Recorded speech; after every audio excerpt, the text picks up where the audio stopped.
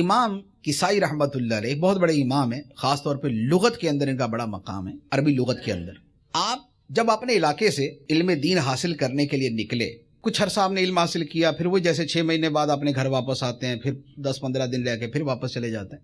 تو آپ گئے اور جب واپس آئے تو اپنے گھر کے پاس سے گزرے تو وہاں پر روڈ کے اوپر وہ ٹھیلے والے تھے نا، کیرج والے، وہ جو چیزیں بیچ رہے ہوتے ہیں، تو ان میں ایک بندہ تھا جو پانی بیچتا تھا، پانی اور شربت اور اس طرح میٹھے مشروبات بیچتا تھا۔ اس نے آواز دی، ارے بات سنو، آپ اس کے پاس گئے، جی کدھر غائب رہتے ہو، نظر ہی نہیں آتے۔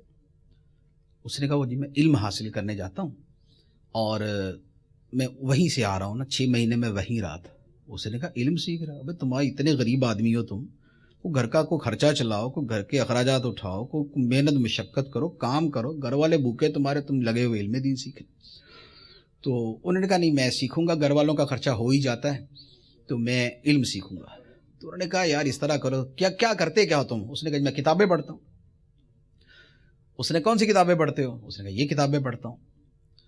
تو اس نے کہا کہ یار تم مجھے کتابیں دو، میں تمہاری کتابوں کو نا اس گڑھے میں ڈالتا ہوں، بڑا میٹھا شربت تیار ہوگا۔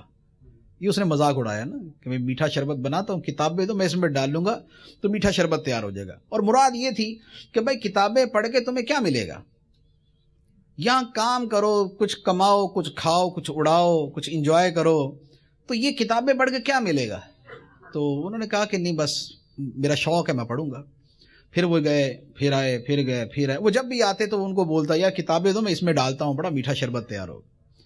جب انہوں نے پڑھ لیا امام کسائی رحمۃ اللہ علیہ نے علم دین پڑھ لیا، تو اب اس کے بعد جب وہ اپنے علاقے میں واپس آئے تو جو ان کے شہر میں جو لوگ تھے ان کو پتہ چل گیا کہ ماشاءاللہ اتنا مقام ان کا بن گیا، اور بغداد کے اندر جو خلیفہ تھا، جو بادشاہ تھا، اس کے دربار کے اندر بھی ان کو جگہ مل گئی اور بادشاہ ان کی بڑی عزت کرتا تھا۔ ہارون رشید کا زمانہ تھا۔ اب جب وہ اپنے علاقے میں آئے تو بادشاہ نے کہا کہ یار اتنے بڑے عالم دین آ رہے، ان کو پروٹوکول دینا ہے، ان کو پروٹوکول دینا ہے، ان کے آنے پہ ایک جشن ہوگا، ایک پتہ چلے گا لوگوں کو۔ اب وہ جب شہر میں داخل ہوئے تو جناب پورے شہر کے لوگ 2 قطاروں کے اندر کھڑے ہیں، ان کے آنے پہ اشرفیاں لٹا رہے ہیں، آگے بڑھ بڑھ کے ہاتھ چوم رہے، کوئی سواری کو ہاتھ لگا رہا، کوئی ان کے گھوڑے کو ہاتھ لگا رہا ہے، برکتیں لینے کے لیے سب کر رہے ہیں۔ آپ یوں چلتے گئے، چلتے لوگوں کے درمیان سے اپنے گھر کے پاس جب آئے، وہی بندہ کھڑا تھا جو ان کو ہر مرتبہ کہتا تھا کہ بھئی کتابیں دو اس میں ڈالوں گا، بڑا میٹھا شربت تیار ہوگا۔ تو آپ نے اس کو دیکھا تو ارشاد فرمایا کہ دیکھا کتنا میٹھا شربت تیار ہوا ہے، دیکھا کتنا میٹھا شربت تیار ہوا۔ تو یہ علم ہے جو نیچے بیٹھنے والوں کو تخت پہ بٹھا دیتا ہے، جو کم مرتبہ لوگوں کو عزت کا تاج سجا دیتا ہے۔ اور یہ امام کسائی رحمۃ اللہ علیہ نے جب علم سیکھا تو اب اس کے بعد ان کا مقام کیا تھا کہ ہارون رشید بادشاہ نے کہا کہ جناب آپ میرے دونوں بیٹوں کو پڑھایا کریں، ٹیوٹر کے طور پہ مقرر کیا، اتالیق ٹیوٹر کے طور پہ مقرر کیا۔ تو آپ نے فرمایا کہ ٹھیک ہے میں آپ کے بچوں کو پڑھاؤں گا، تو میرے پاس آ جایا کریں پڑھنے کے لیے، جہاں پر میرا مدرسہ ہے، مکتب ہے۔ بادشاہ نے کہا نہیں حضور وہ آپ کے پاس نہیں آئیں گے، آپ پڑھانے کے لیے آئیے گا۔ فرمایا پھر سوری، پڑھانے نہیں آؤں گا، تمہارے بچے ہی پڑھنے آئیں گے۔ بادشاہ نے کہا اچھا ٹھیک ہے بچے ہی پڑھنے آئیں گے، اچھا پھر یوں ہے کہ آپ یوں کیجیے گا کہ کلاس کو علیحدہ پڑھائیے گا، میرے بچوں کو تھوڑا سا علیحدہ ٹائم دیجیے گا۔ فرمایا ایسا کچھ نہیں ہوگا، بچے کلاس میں ہی بیٹھیں گے اور جیسے سارے پڑھیں گے ویسے یہ پڑھیں گے۔ اچھا اگر ٹھیک ہے جی بچے کلاس میں ہی پڑھیں گے۔ اب ایک مرتبہ کیا ہوا کہ اب ہارون رشید نے ان بچوں سے کہا کہ بیٹا استاد کی خدمت کرنی ہے، ادب کرنا ہے، تعظیم کرنی ہے، جتنی استاد کی تعظیم کرو گے اتنی برکت ملے گی، اتنا علم ملے گا۔ ایک اچھی نصیحتیں کی۔ ہارون رشید بادشاہ بہت اچھے بادشاہ تھے۔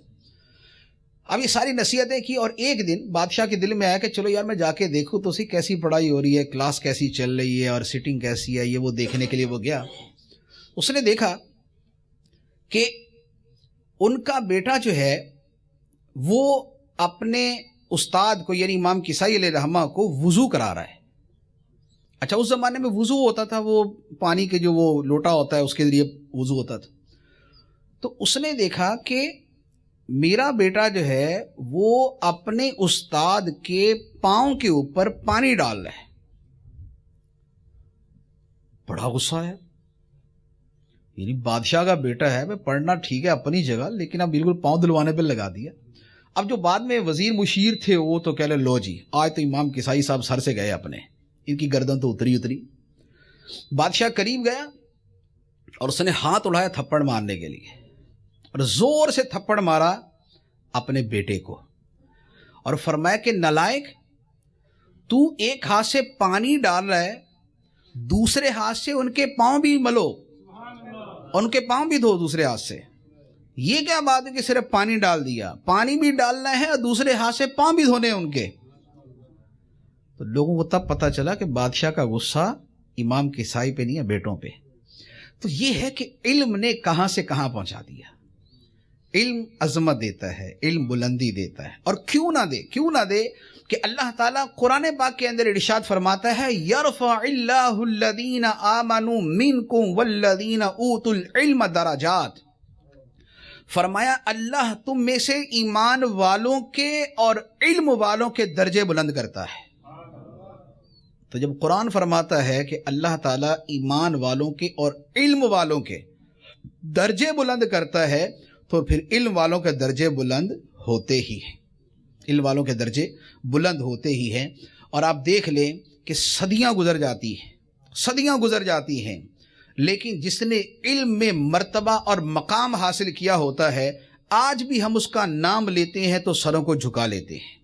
زبان پہ رحمت اللہ علیہ کے الفاظ جاری ہو جاتے ہیں. ہم کہتے ہیں امام بخاری، امام اعظم ابو حنیفہ، امام شافعی، امام مالک، امام احمد بن حنبل رضی اللہ تعالی عنہم اجمعین. یہ کیا ہے کہ علم والے تھے اور خدا نے علم والوں کا مرتبہ بلند کر دیا.